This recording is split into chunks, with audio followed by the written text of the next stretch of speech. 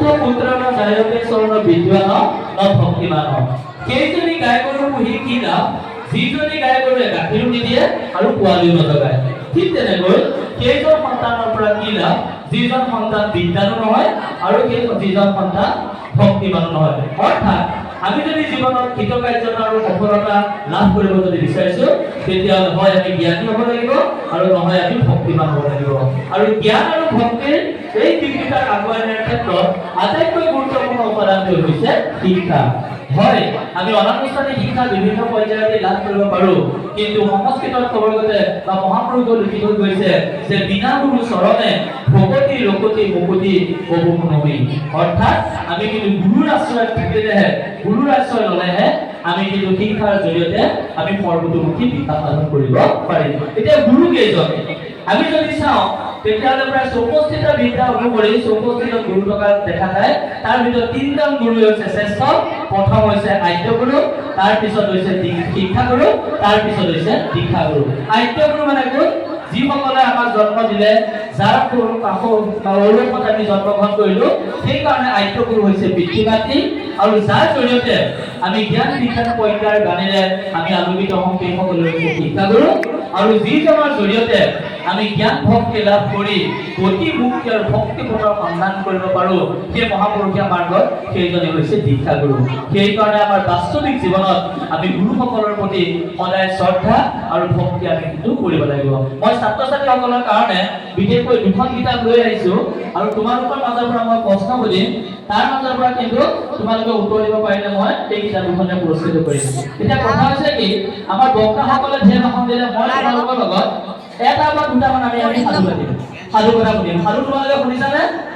শুনিছো। আমি সাধু এটা আমি কম।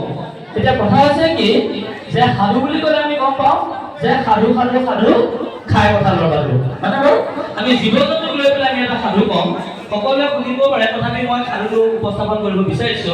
এবাৰ মানে কি হ'ল, তোমালোকে চাবা, এজন ছাত্ৰই জীৱনত সফলতা লাভ কৰিবৰ কাৰণে কেনেধৰণে সফল হয় তাৰ এটা আখ্যান এটা কৈছে, একেবাৰে সঁচা।